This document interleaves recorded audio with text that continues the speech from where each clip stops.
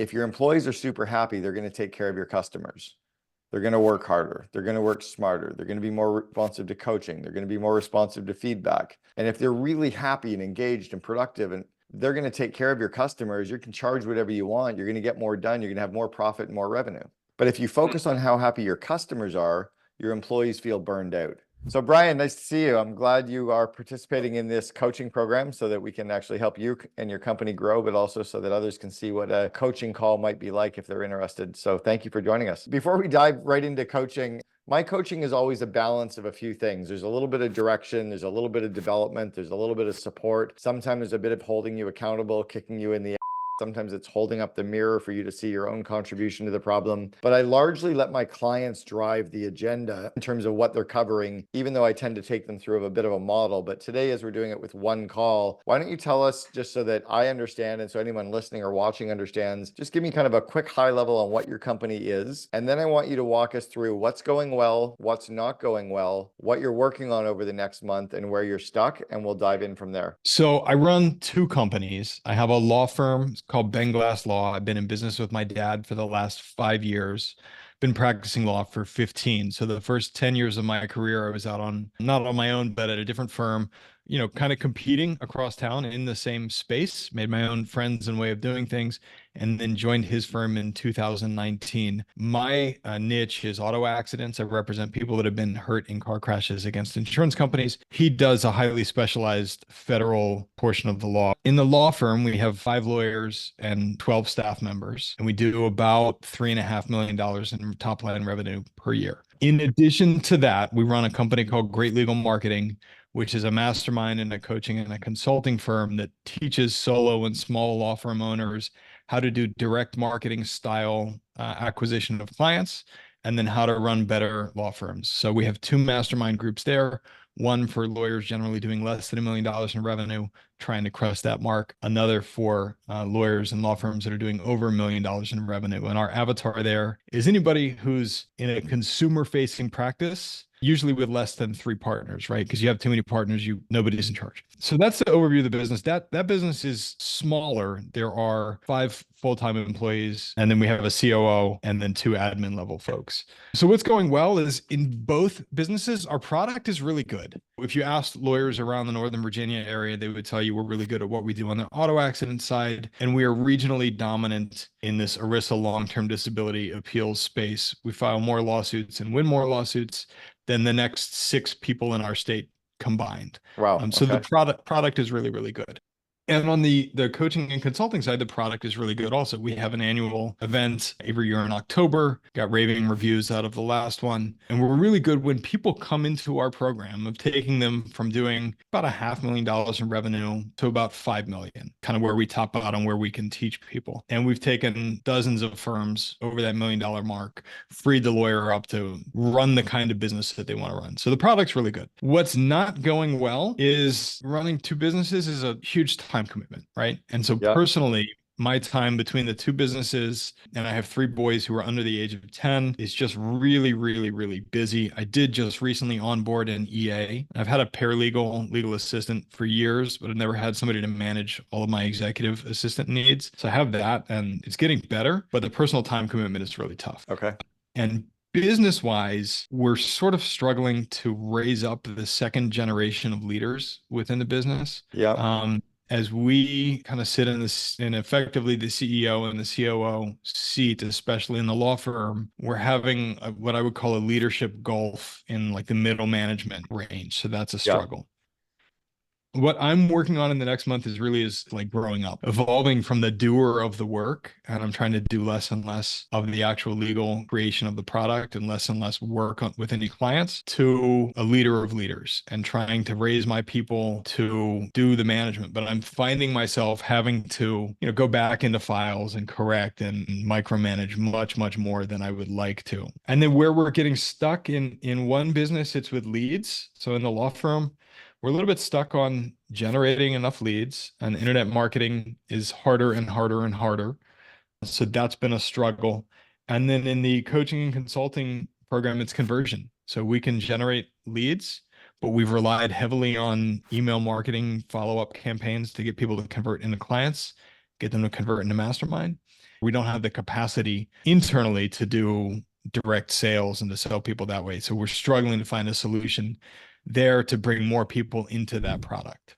Okay, this is awesome. Well, luckily, is not often that I actually have any kind of industry or domain expertise, but strangely, there's an industry or a company that was in your industry who helped hundreds of personal injury law firms do their marketing. The company was called CJ Advertising out of Nashville, and I used to coach Arnie Malum, who is the CEO of CJ. I spoke at their industry conference a couple of times and got to know a bunch of personal injury lawyers. So then I actually coached for a couple of years William Matar out of Buffalo and Rochester. I coached George Sink out of South Carolina.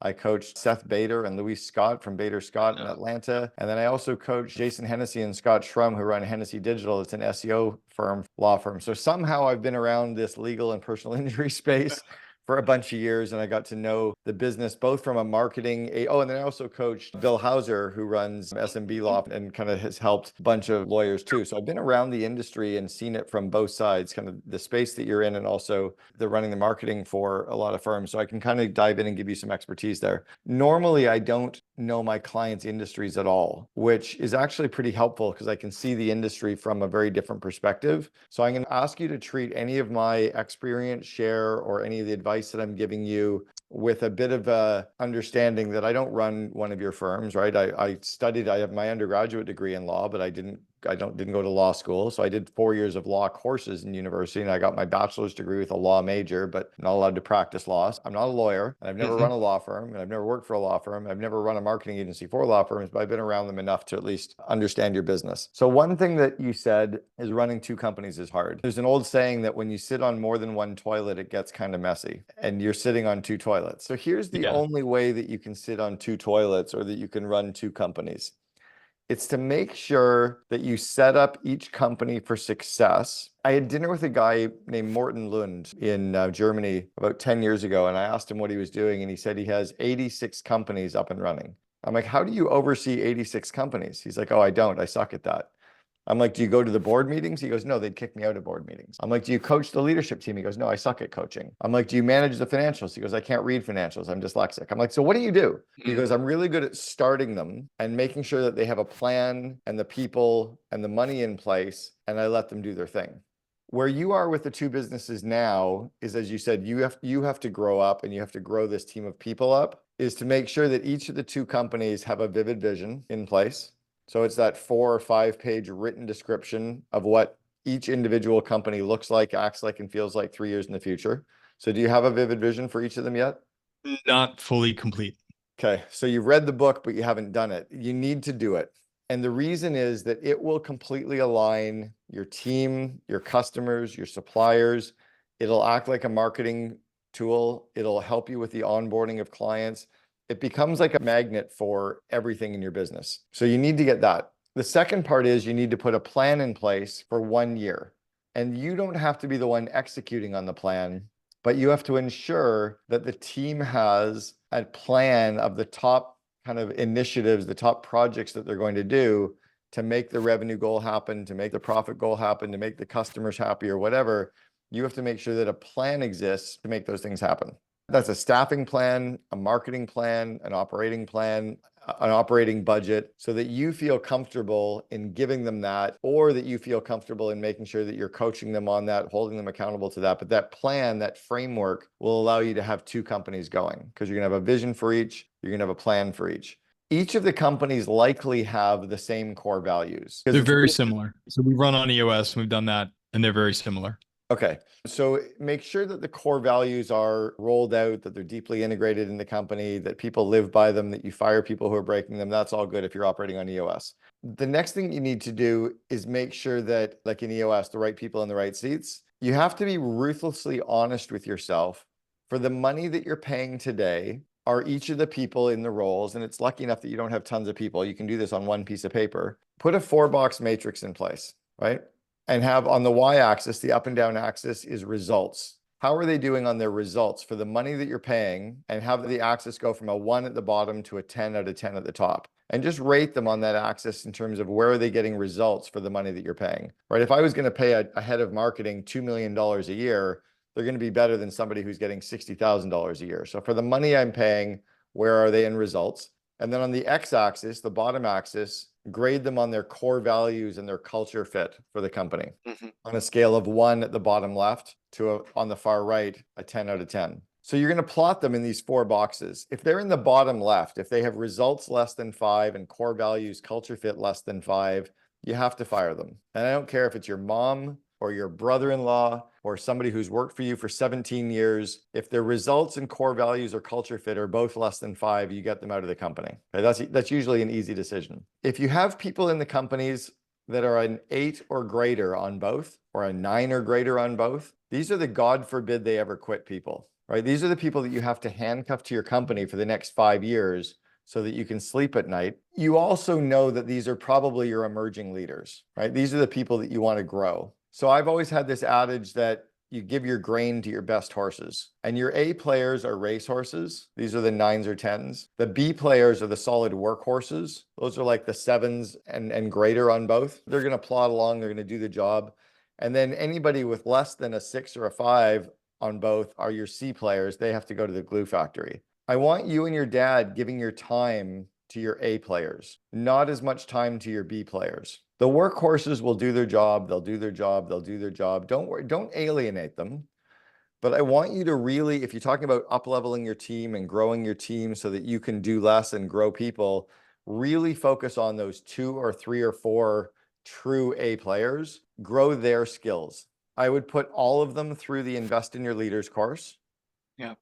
If you use the promo code Cameron H10, it'll give you 10% off for each of them. The Invest in Your Leaders course covers the skills that they need to run the business for you. So it's situational leadership, coaching, delegation, time management, project management, handling conflict, managing email and Slack communication, one-on-one coaching, classroom teaching, running interviews, running meetings. It's the executive functioning skills that they need to be good at. Give them those skills. What we tend to do as a company is we tend to give people the skills around what we do, how to manage a case, how to manage our legal software, how to talk with legal, how to negotiate. Like that's all good, but that doesn't scale the company, right? What scales the company is growing them as leaders. So that's going to be important. The second part of this is for you and probably even your dad, but certainly for you, identifying the stuff that you would like to delegate, but someone doesn't have the skills to do yet. I want you to delegate it to them anyway. And I want you to grow their skills and grow their confidence at doing it. So one of the best examples I've seen of this was years ago. I was running this business and I had to meet with the head of finance for our budgeting meeting. And Trish sat down and she said, "This is Elaine. She's going to be running budgeting eventually. She's not going to say anything in the meeting. She's not even going to ask any questions. She's just going to listen in as we have our meeting." I said, "Cool. Nice to meet you." So Trish and I did the meeting, and a week later, Trish and I got together for the budgeting meeting again, and Elaine walked into the room and Trish said, "Elaine might have a couple questions today. She probably won't say much." I'm like, "Cool. Good to see you." A week later, we walk in and Trish goes, "Elaine might have a few questions. She might say a bunch of stuff." Week 4, Elaine walks in. I go, "Where's Trish?" She goes, "She's not coming. I run budgeting."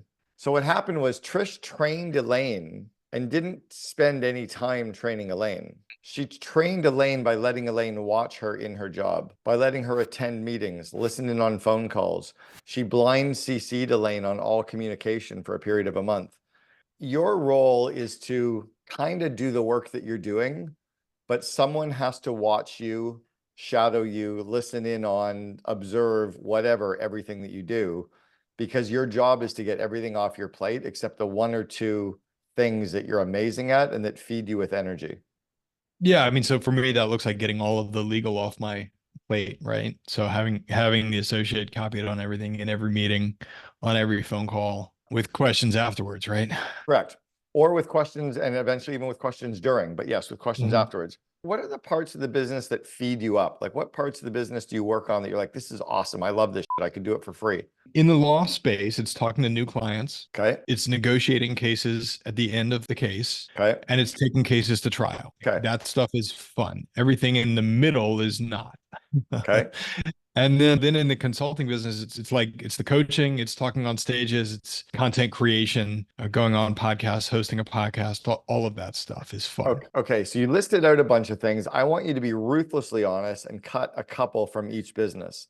Like, do you really love content creation, or are you okay with it? Like, what do Yeah, you like that's more? fun. Okay. That part's fun. So if you made me cut a couple things, I could never go to trial again in my life and be happy with that. Yep. And I could cut out negotiation. I do enjoy talking to new clients. I do like solving problems. And I do like, doing, I didn't say this, but doing the high level strategy on cases, right? Yeah. Bring me the 5-minute summary of the case and let's try to solve the problem. Like I love doing that. Yeah. So here's the thing. If you can start delegating everything off your plate that you're excellent at, but that doesn't feed you with energy, you win. So have you ever Mhm. heard of Dan Sullivan from Strategic Coach talk about the Yep. activity inventory? No. So here's how it works. Pretend that someone follows you around like Gary Vaynerchuk with a video camera for an entire month, and they film everything you do day to day at work. And then I want you to rewatch the video and write down everything that you do. So what I tend to do is I open up a spreadsheet, and in column A, I write down every task that I do. Negotiate a case, show up at court, prep for court, read emails, follow up on emails, book flights, book hotels, whatever. I might have 80 things on my list of stuff that I do in column A. In column B, I categorize every project in one of 4 ways. Either I for incompetent, meaning I suck at it. C for competent, meaning I'm okay at it. E for excellent, meaning I'm really, really good at it, but I don't necessarily love doing it. And U for unique ability, which is the stuff I love to do and I would do it for free. In column C, I put an hourly rate down. If I was to pay someone to do that job day in and day out, what would I pay them? Because there's stuff that you're doing that is minimum wage jobs. There's stuff that you're doing that's probably only $50 an hour. But what do the combined businesses earn in terms of profit for you, your salary and profit over the course of a year? 500, 600. Okay, so let's call it 600. 600,000 is $300 an hour. Mm-hmm. What's your hourly rate that you bill out at as a lawyer? I don't. So it's all contingency fee. Okay, so if you were billing out as a lawyer, what might your hourly rate be? Yeah. If you were in a similar kind of a law firm, what might it be? Yeah. I actually don't know. So and maybe we can back into it this way. I can generate somewhere between 800,000 and $1 million a year in revenue. Yeah. There, working 20 to 25 hours a week in the firm because I'm split between 2 businesses. So if you back into it that way, I don't 500, 600, something like that. Yeah, it's about $600 an hour. So I would, worst case, let's call it $500 an hour is your effective hourly rate. You for sure want to start delegating anything less than that. Now, a friend of mine, Dan Martell, wrote a book called Buy Back Your Time, and he takes the effective hourly rate of $500 an hour, divides it by 4, and says, if you do anything less than $125 an hour, that for sure you have to delegate. Okay. So I would look at any task or any project in column C that has a rate of less than $125 an hour, and I would find a way to get that off your plate, whether it's to a fractional EA, to an EA, to a junior person, an admin, an ops person, or just by not doing it anymore, so that the only stuff that you're left working on is at least $500 an hour, fires you up, or at least it's just such high pay stuff that it just makes sense to do it until you're big enough to then get that off your plate too. Okay. That's the starting point though, is getting everything else off your plate. Because if you can show up with really good energy, let's say that all day, like I love doing speaking events, I love doing coaching, I would do both for free. If I could do speaking and coaching 8 hours a day, I'm fired up all day long. But if I have to work in the business on stuff that drains me of energy, I show up for one coaching call and I'm drained, I'm not as effective. Or I go onto a stage or I do a Zoom speaking event, I'm not as effective, or I'm not as engaging. So if I can get all the stuff off my plate that drains me, when I'm working in my unique ability, I'm fired up and I'm getting even better results. With the EAs that you hired and the admin that you hired, where are they based out of? Philippines. Okay, good. There's a group that I can introduce you to. If you'd like an intro, send me an email. They also help you hire full-time people based in Colombia, based in Eastern Europe, and based in the Philippines, but aren't just EAs. They can work in legal, they can work in negotiations, they can work in project, they can work in IT, but you definitely want to start leveraging even more of the offshore people that are in your business. About 4 offshore people right now. So all our medical records collection, our video post-production, and then some of our intake stuff is done overseas. Great. I would be looking to get more and more off of your company's plate and off your people's plate, so that you can offload, and even look to see, can I get stuff that you're doing that maybe it's $125 an hour, but it might be somebody in the Philippines that's 30 or 40 bucks an hour, which is basically like an MBA operations person who's just a maniac, that might cost you 150 grand a year if they were in Virginia, but in the Philippines, they're only 30 grand a year, 40 grand a year, right? We often don't think about getting some of the higher price things off our plate. We think about getting the admin over to the Philippines, but you can get some of the other stuff off your plate too. Talk to me about the mindset shift between, well, if I only worked on stuff that was actually worth 500, 600, $1,000 an hour, I probably wouldn't have that much work to do, right? And the balance between, all right, now we got to go out and we got to hunt and find more of those things to work on. And I feel like I'm the one that has to go out and hunt for that. Maybe that's not a $500. I don't know, like that cycle, right? Yeah. We need to generate more attention cycle. So the stuff, if you focus on everything that generates revenue and gross margin, there's not a single problem in your company that will exist that you can't write a check for to make it disappear. So if all of a sudden you're delegating and getting stuff off your plate and you're freeing up your time, you can be on more podcasts, you can be on more stages, you can engage with more clients, you can negotiate with clients, you can spend more time strategically with clients, all stuff that becomes very revenue generating. You could work in taking my leads from people into the marketing agency and converting those leads to clients, which becomes more revenue. The key is to free up your time so that you generate revenue so that you can buy your way out of every problem, right? So you become more of the rainmaker. The key is to remember that you get to write the rules and rig them in your favor. This is the beautiful part about being the entrepreneur, is we actually get to delegate everything that we hate. When you're an employee, sometimes you get stuck and sucked up. You have to do it because it's part of your job. You don't have to do anything. You get to delegate everything except genius. Here's the difficulty, the mental block that I have in a small company, smaller company, having come from a small company, is the shift from having always been in the trenches and doing the work with the people to now I'm only operating in my zone of genius and I'm going to delegate everything else. And you're one of the people that I'm going to delegate that to. So talk to me about the mental shift out of that with, coworkers who are employees, but have effectively been coworkers for I a call long it time. the Catholic and Jewish guilt. We end up having this guilt and we feel bad, like, oh, I'm taking all this vacation time. They get it. They get that you're the entrepreneur and they're not. They're okay with that. They also just don't want you messing in their area. And they also probably like to do the stuff that they like and don't like to do the stuff that you like. I'll give you an example. I hate accounting. I hate finance. I don't like anything about accounting and finance. My head of finance, Trish, loved finance, thought it was amazing. She hated doing speaking events. She hated talking to clients. She hated motivating the team. She hated talking to the press. I love that. I had a woman who worked for me in communication and writing who had her journalism degree and a communications degree. And for me to write a memo to send out to clients would take me like a week to get the memo and it would still suck. I went to Catherine one day. I'm like, hey, could you take a memo of mine and rewrite it? She's like, oh my God, that would be amazing. I'm like, why would it be amazing? You're just merely rewriting a memo. She's like, because I get to rewrite a memo for the COO. This is great. So the fact that I was delegating to work got her excited because she was able to work on higher impact communications for the company. And then it freed me up to grow people, care about customers, which then grew the revenue, which then, you won't run out of stuff to do. But you also said something is that you're also sitting on 2 toilets and you've also got 3 kids. So maybe what you'll get to do is spend time with your kids. Maybe what you'll get to do is spend more time with your spouse. Maybe you'll get to spend more time with yourself and your hobbies. And maybe you won't show up as leftovers, right? Maybe the time that you show up at your kids' games and sports and after dinner, you're not exhausted because you're burned out from work. Maybe you're showing up as a better dad and a better husband and a better lover and a better friend, right? So I'm actually really good at that. So I coach baseball and soccer and have built the kind of thing where we can leave at 4:30 most days to go and do that. I think when I talk about time, it's the introvert's struggle of like I have all these interactions and a lot of meetings and I don't have the downtime during the day. And then I go home and I got coaching and all that stuff. Are you working nights after dinner and after coaching and stuff? Are you doing Rarely? good? Yeah.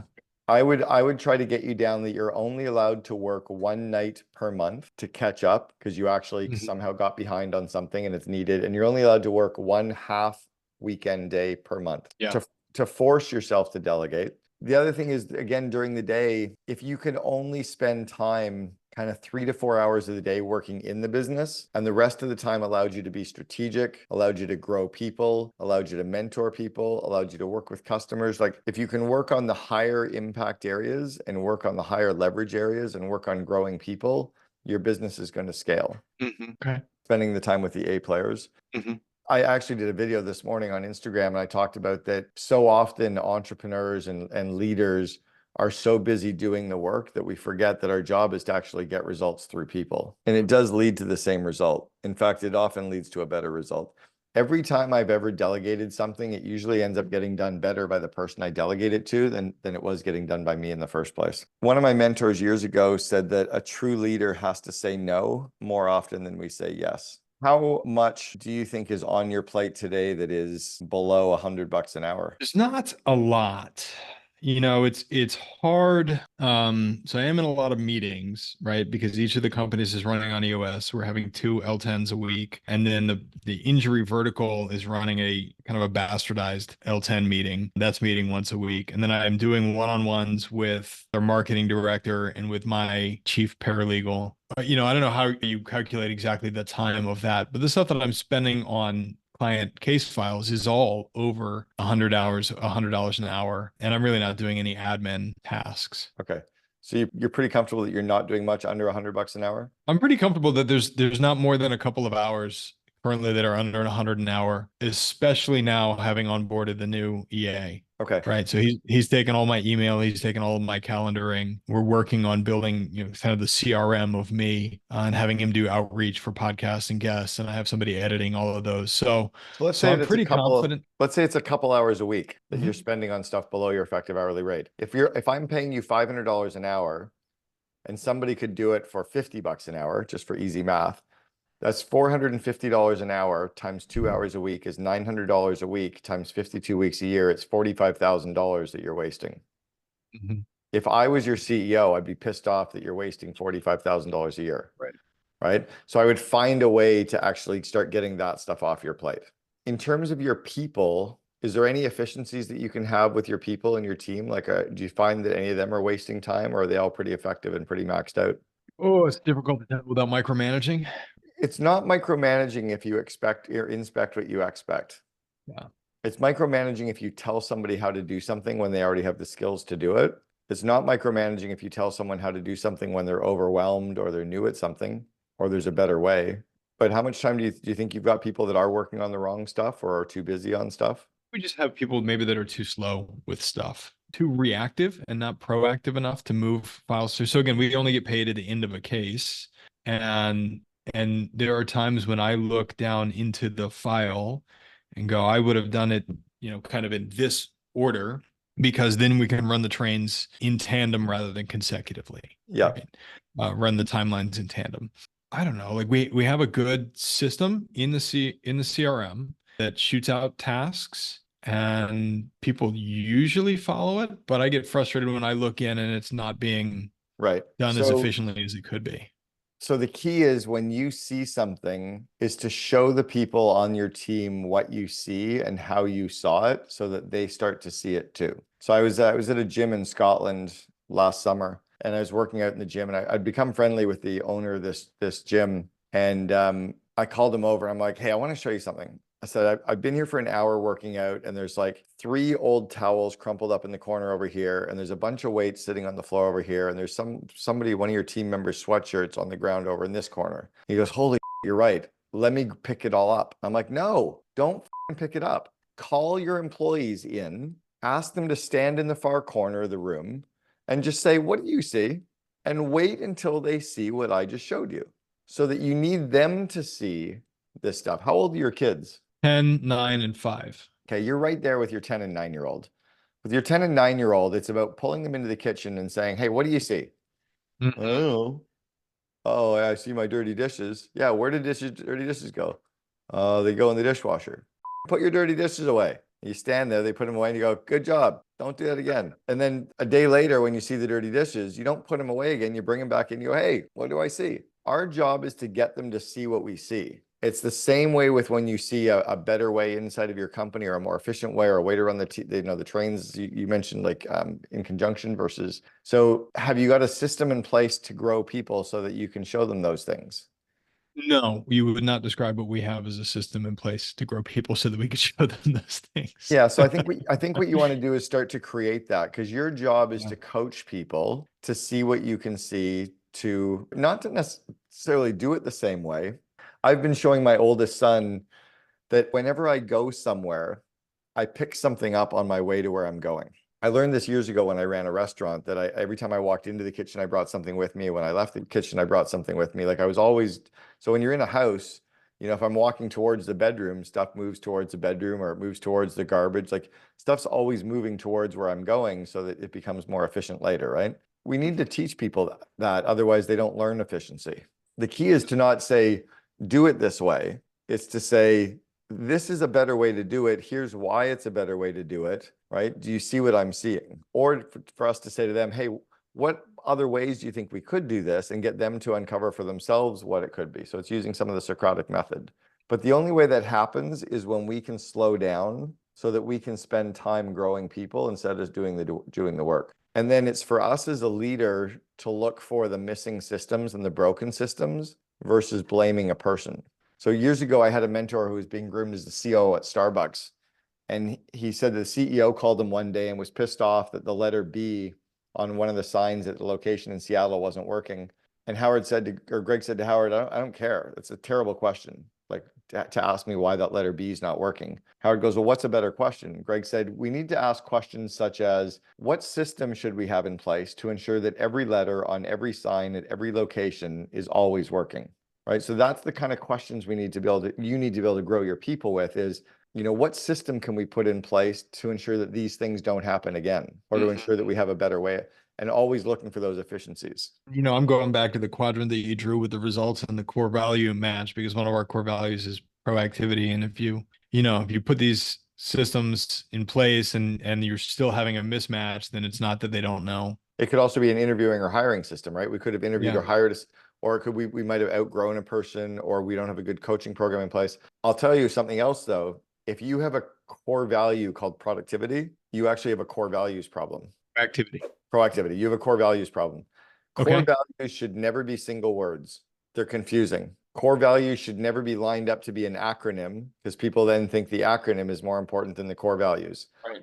Core values, you should have a maximum of 4 or 5 core values. They should be short, simple to understand phrases that need no explanation, like deliver what you promise, respect the individual, pride in all you do, find a better way. Those are good core values.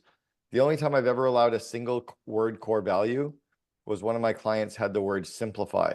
I'm like, that's so good. And anything you do to that's gonna unsimplify it. Right. Like, so that one made sense. But what was it? Proactivity? Yep. I don't know what that means, but you could have a 3 or 4 word phrase that includes that proactivity that would be clearer. Now, the key with core values is to be willing to fire people if they're breaking them, or they're merely like an aspirational value or a behavioral trait. And they have to be easy for people to understand. And then you can train people on how we live them. You can also praise people on when they live them, which is really, really critical as you scale the company now. Is one of the ways you'll get your employees living the core values is to constantly thank people for living a core value, to constantly praise people for living a core value, to point out to somebody, hey, great job delivering what we promised when you did that with a client. So you kind of, you praise them on something specific they did, but you tie it to a core value, just even in the way you mention it. The more that we do that, as humans, we're still 15-year-olds trapped in adult bodies, right? We're still starving for that praise or direction or support or love or whatever we were missing as a kid. The adults that we work with still respond the same way. I've not found a leader yet that works hard enough at saying thank you, praising the core values, celebrating the little wins, celebrating all the successes. We're constantly driving to the next goal, solving the next issue, setting the next objective, driving towards the next rock. But we forget that we just, we set 3 new rocks, but we didn't celebrate the 3 that we got done. Or we're setting 2 new goals. We forget to celebrate the 2 we just achieved. Or we're pointing out the 3 ways we broke core values, but we didn't celebrate the 7 ways we just lived the core values. The more that you can bring systems in around that is going to create these super happy employees inside of your company. Then what's the number one metric you have for each of your companies today? What is the number one metric that we have? Man, Yeah, so you've got two companies. What Yeah, would be the number one metric for the law firm? What would be your number one metric for your marketing agency? that's an awesome question because I struggle to come up with anything that's not revenue. So in EOS, they talk about, having core metrics, right? Mhm. The one thing that Gino did wrong, and there's a few things that are wrong in there. There's also a few things that were in my book, Double Double, which came out 2 years before Traction. So it was kind of intriguing to me. So the one thing that he missed on was the most important metric is never revenue, is never customer satisfaction, it's never profit. The most important metric in every company should be your employee net promoter score. It's how happy and engaged are your employees. So if you can drive towards a high employee net promoter score, if your employees are super happy, they're going to take care of your customers. They're going to work harder. They're going to work smarter. They're going to be more responsive to coaching. They're going to be more responsive to feedback. And if they're really happy and engaged and productive, and they're going to take care of your customers, you can charge whatever you want. You're going to get more done. You're going to have more profit and more revenue. But if you focus on how happy your customers are, your employees feel burned out. If Right. you focus on how much revenue you're making, your employees feel burned out. So you can have those metrics. But what I like to do is an employee survey twice a year where I ask one question. On a scale of 1 to 10, how enthusiastically would you recommend this as a place to work? And then I take the percentage of people that give me a 9 or a 10, those are my promoters. I subtract the percentage of people that give me a 1 through 6, which are the detractors. And you end up with a result of somewhere between negative 100% and positive 100%, which is your net promoter score. The goal is to get at least over 50%, which is considered world class, but to become a best company to work for in your city or state, you're positive 85 or greater. So what I like to do is measure that number twice a year, once in January, once in July. And the second question, I only ask two questions. The second question is, thanks for your rating. What's one thing we could do to make this an even better company to work for? And then in July, I say, thanks very much for your response. What's one thing we can do that doesn't cost money that would make this a best company to work for? And I take the data points of what they tell me would make it better, and I just start doing those things. If you can focus around what your employees are saying would make this a better place, you'd be blown away by how fast the company starts to scale. Yeah, that's good. We say that we're trying to build a place where people can thrive for exactly that reason, right? Because if ownership is happy and employees are happy, then of course the customers are going to be taken care of. We've never implemented a net promoter score though. It's the number one metric that I have for all my clients. The second most important metric is my customer net promoter score. And then I go to Mm-hmm. profit as a dollar figure, which drives all of that comes from revenue. Mm-hmm.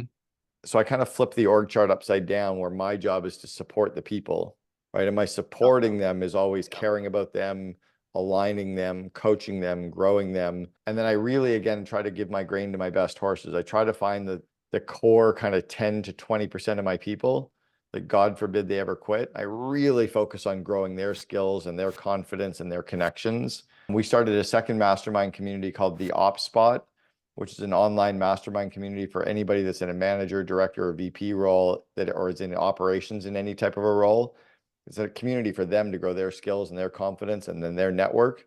And then we have the COO Alliance. You're not quite there on the revenue side yet because you need to do at least 5 million or greater. But are you involved in any coaching or any mastermind communities for yourself? Executive coach, coach to lawyers, Tammy Chong, and then I'm in GoBundance. Okay, great. Yeah. So I would get your operations people going through the Invest in Your Leaders course, your Yeah. managers and directors to grow their skills, and I would put them into the Ops Spot. The Ops Spot's only $300 a year. It's a rounding error, but it's a place that if you grow their skills and their confidence and their connections, and they feel special because wow, they're this emerging leaders that you're investing in their growth, you're investing in their skills, they're going to go through brick walls for you, and then you can keep getting more off your plate, right? Remember when you were like 4 years old and you wrote a letter to Santa? It's like, Dear Santa, I want these 3 presents. And then like 6 weeks later under the tree, the presents appear. You're like, holy Santa read my letter. It's like, no, Brian, your mom read the letter on the way to the mailbox, right? And all mom and dad did is they bought the stuff that was on your letter. If we listen to our employees, they're going to tell us what's going to make it a better company. If we start doing those things, they're more engaged, they're happier, right? And often it's coaching, more praise, more time, more advice. Sometimes they want to be micromanaged. Sometimes they really have no idea how to do a task or a project, or they're so overwhelmed or their confidence is lacking. They really need to be given step-by-step instructions. And then when they succeed, it's to give them the energy boost. I think you should also go through the Invest in Your Leaders course so that you get the skills, or specifically skills around situational leadership, coaching, one-on-one coaching meetings, and delegation. Those 4 skills would be really powerful for you. Yeah. How much training have you and your team had on doing job interviews? None. I've had none. So my wife joined our team about 18 months ago after she was working at a software company. There's 80 people, they got acquired. She does HR. So she's had training Okay. for interviewing and people management. I don't know in particular what, but I've had no interview training, and I don't do any interviews now for exactly that reason. Okay, well, who does the interviews? Just her, or do other people in the company do interviews? Her and a panel of staff, admin staff level folks. And have they had training on doing interviews? No. Yeah. So here's the problem. It's really, really hard to run a company when people have no idea how to hire people. That's one of the 12 modules in my Invest in Your Leaders courses on interviewing, just to give the basics. But I would have them go through that module, and then I would have them read the book Who by Jeff Smart and give them the base level of training. It's kind of like your 10-year-old. Do either of your kids play baseball? 9-year-old. Okay, your 9-year-old, before they went off to play Little League, you probably taught them how to catch the ball, and you taught them how to throw a ball, and you taught them how to hold the bat. You gave them the basics, right? And if you didn't give them the basics, they would have come home from Little League saying, Daddy, baseball sucks. It's like, no, Johnny, you suck at baseball. Right. But we give them the basic skills. Entrepreneurs are like, every time the entrepreneurs go to GoBundance or go to Vistage or Strategic Coach and they complain about business being hard, I'm like, you're not getting the basic skills at running a business. Of course it's hard. Like if you've never been trained on running a meeting, and you've never been trained on interviewing, and you've never been trained on coaching, you've never been trained on delegation, then of course business is difficult because you have no idea what you're doing. It's the biggest problem that lawyers and doctors and dentists and chiropractors and physiotherapists and engineers and architects have, is they get like an hour's training out of 10 years in school on how to run a company. And you're running a company. You're not running a law firm, you're running a business, and you've had no business training. Exactly right. Right. So that's what we need to give you the skill development in, is growing as a leader. And we need to get your managers and emerging leaders, to God forbid they ever quit people, we need to give them the skills at being leaders, and then they actually can scale. And that's all your job is, to grow them and promote them and cheer them on and praise them. More leads for the law firm. My gut is you probably have enough leads. We're not doing everything we can around the conversion of those leads. That's part of the issue. Yeah, right. So we've done a much better job in the last 12 months of plugging all the buckets or plugging all the holes in that bucket. Yes. And the struggle for us and everybody in our position is, if you don't get there immediately and it's not somebody that's been referred to you, like if it's somebody that found you online, they're on to the next. So we've gotten better at plugging that with a 24/7 answering service, and we brought intake back in-house so that somebody can run screaming down the hallway when there's somebody on the phone. But it's not perfect yet. So there's a couple parts here. Is we can hit people from a few different ways very, very quickly. The first is, do you use AdRoll or Google's remarketing? No. Do you know when you go onto a website and all of a sudden you see that person's ads follow you around the internet for a year? Do you ever see any of my ads for my Second in Command podcast, or for the Invest in Your Leaders course, or for my Second in Command book? Do you ever see any of those ads? I spend about $400 a month total. And the only people that see those ads are people that have been to my website. So with AdRoll, you can get some basic ads created, and anybody who comes to your website today is going to see your ads for the next couple of weeks. You can also have it set up that they see a ton of your ads for the next couple of weeks, so that everywhere they go, they're like, holy shit, these guys are everywhere, right?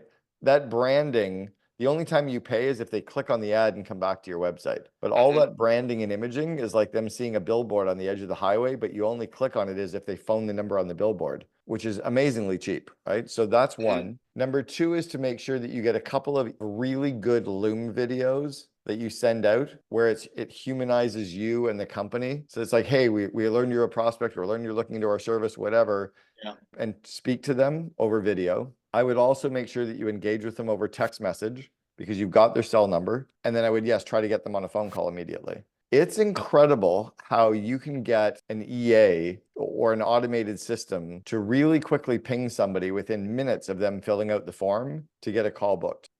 That's powerful, as if you can get the call booked on the calendar immediately. We've had a VA in Honduras doing that. It's been less than perfect, and we have somebody coming back in-house. She started earlier this month and should be live on the phones beginning of April. Okay. I think that's something that I would focus on, right? Is how do you get that engagement, but also hitting them from multiple levels, hitting them with video, hitting them with text messages, hitting them right away. The other part is to add value and to sell later, right? So what are the things that you can create that are valuable to them? And it could be, top 10 tips to pick a law firm, top 10 ways insurance companies screw you, top 10, like if you can create a few of the top 10s that you can send these prospects every day for 3 or 4 days to give them value, even if it's not picking us. And even if you say, you don't even have to pick us, but here's a way to choose. You know that by doing that, they're probably going to pick you anyway. But if you can kind of gee shucks it, one of my favorite sales approaches, look, I'm not going to sell you. I'm just going to walk you through the program. I'm going to sell you, but I'm going to tell you I'm not going to sell you. So you could just say, I'm not going to sell you on using us. I'm just going to for the next few days, give you some information that'll help you pick a law firm to go with. And then if you can add more value, and if you can do it with some draw shop videos that you can get AI to create now, you have like the hand drawing stuff. Yeah. You can have a couple of videos like that, a video from you or your dad or something that humanizes it. And then I would never, ever, ever have any of your lawyers speak to any of your prospects with any of you ever wearing a shirt and tie.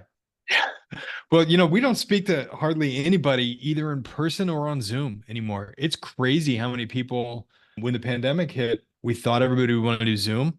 They just want to talk on the phone. So Okay. I hear you on don't look like a lawyer. I would also don't let them only talk on the phone, because if you Yeah. can connect with them over video, you win. Like, Mhm. here's the problem with talking over the phone, and I'll do it right now. I'm actually going to go off video, and now I'm going to be talking to you. And now Very that I'm different. off video, there's no video. And you're like, where the is Yep. Cameron? He's not even on video. It doesn't humanize anything. I come back on video and you're like, oh, there's a connection. You need to not allow the client to drive the process. I've been telling people to work over video for 14 years. There's videos of me online 14 years ago telling people to use Skype in the banking world, because if you make that human connection, you win. So don't let them drive, don't let the tail wag the dog. And then I would never, ever, ever have any of your lawyers working with anybody. I would also, on your company website, no pictures of you and your team wearing shirts and ties. You need to be dressed properly, nice dress shirt, nice sports coat, whatever, open neck, vulnerable. Like because we always wonder who the behind the tie. We wonder who the real person is. They're going to buy from you and the personality versus the dress for success, version. Yeah. Is that helpful? Helpful. Hopefully you got some good value there. Hopefully everybody listening also got some good ideas on what coaching can be. I know I did hammer you on putting your people into the course and into the op spot. I honestly think it's completely irresponsible of you not to, because the thing you opened up with was you want to be able to grow your people, and you've got a gulf in the kind of middle management. That's how you grow them.